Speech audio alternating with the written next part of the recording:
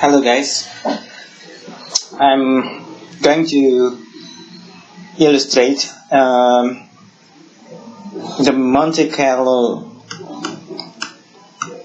method or simulation by doing a very simplistic example of calculating pi.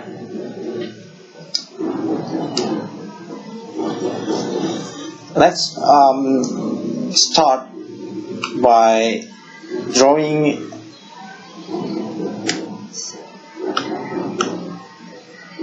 a circle here. It has the radius of r, and as we know, the area of this circle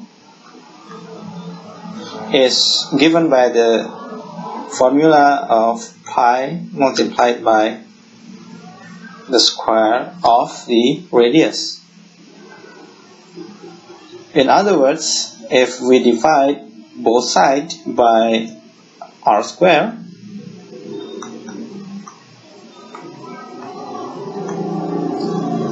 so we can strike this, so you know that pi is equal to a divided by r square.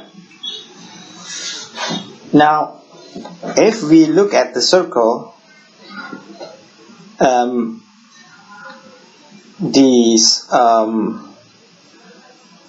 especially on this portion of the circle, I'm going to work on this portion of the circle.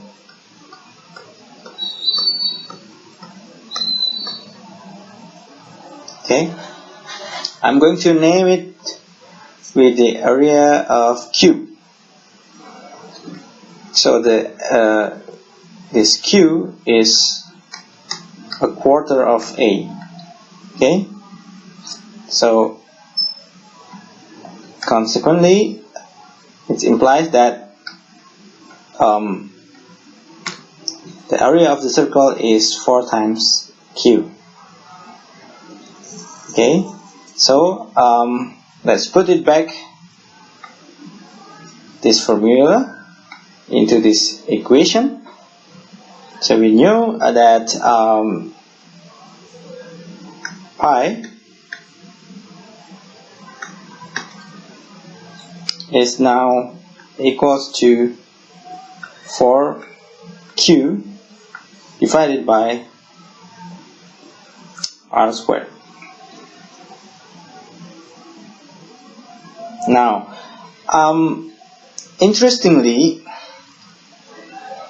we can use this q divided by r square.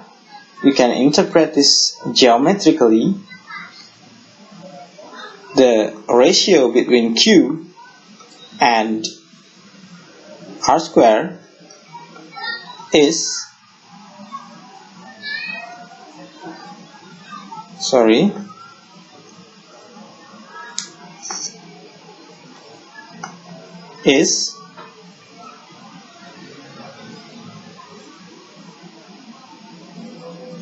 the area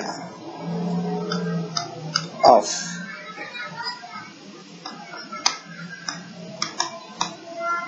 is divided by the area of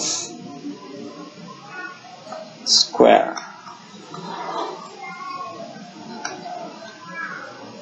Okay, so the area of square R is actually this one. Okay, this is the square R. Okay, so I'm going to back to this definition a bit. Q divided by r square is equals to this area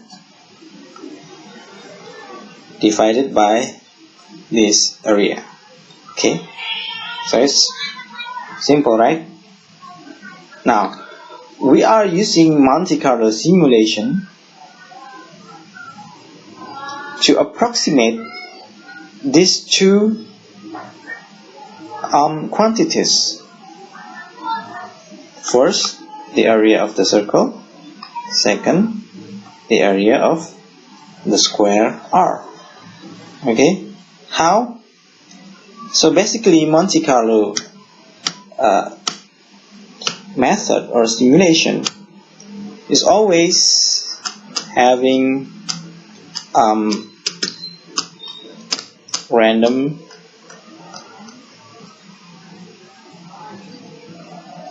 values, and we are doing this for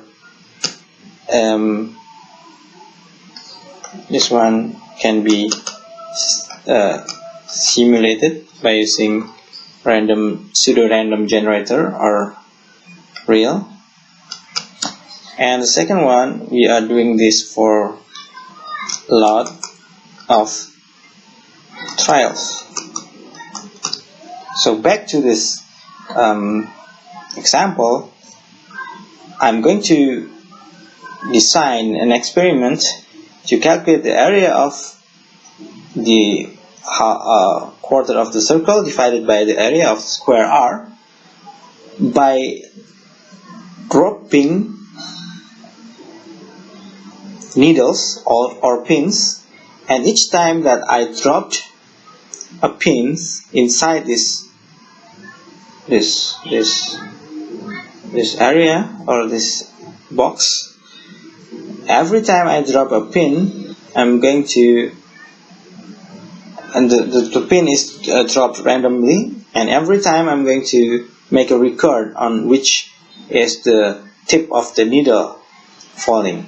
So for example, we got this one, this one, this one.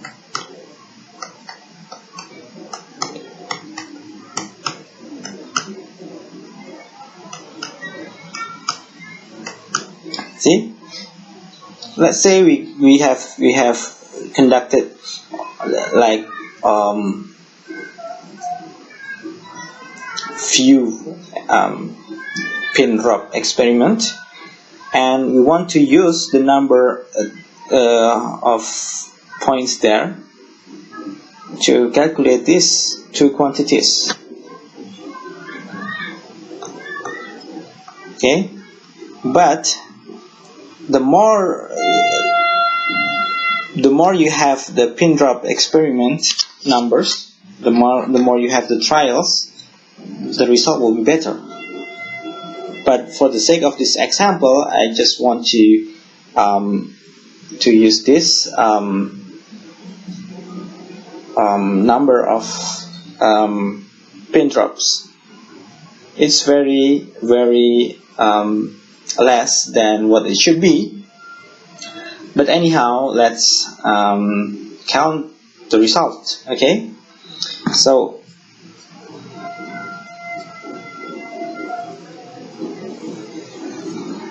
before we proceed, I'm going to make a note here that the area of quarter of circle divided by the area of the square R is approximated by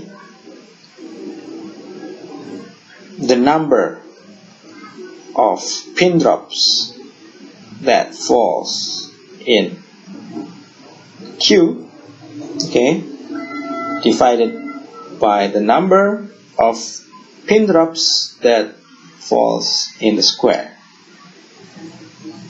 Is it okay? Now let's count this out. How many times the number of pins dropped inside the Q? We've got 1,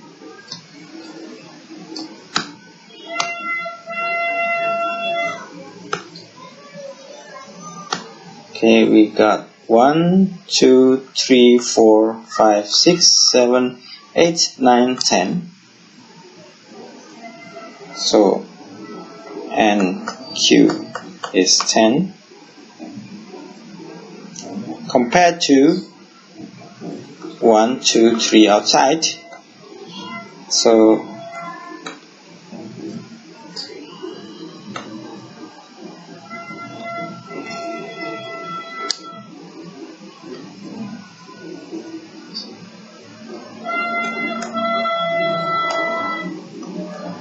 it will be 10 divided by 13.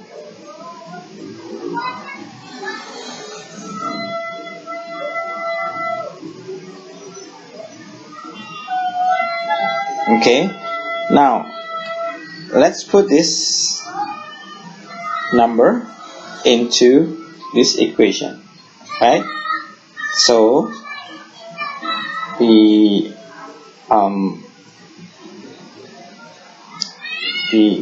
pi itself equals to 4 times 10 divided by 13. This is an approximation.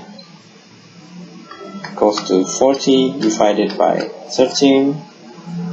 And if you take any calculator to show you, then the result is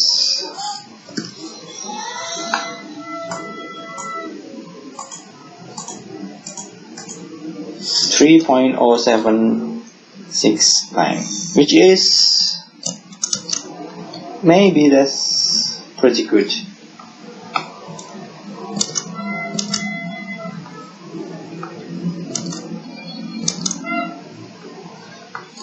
Now let's go back to this experiment.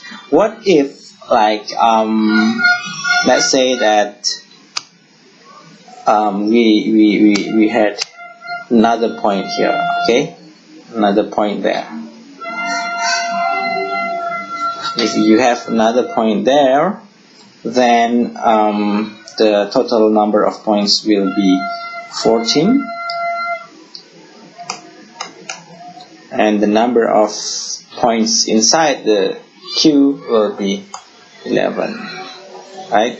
If you times this by 4, then the result will be 44 divided by 14. Yeah, this is a very good approximation of pi.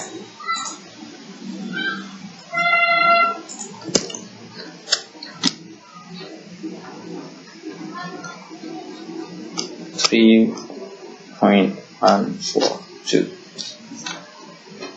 Okay, that is all with an example of calculating pi using Monte Carlo simulation. Thank you.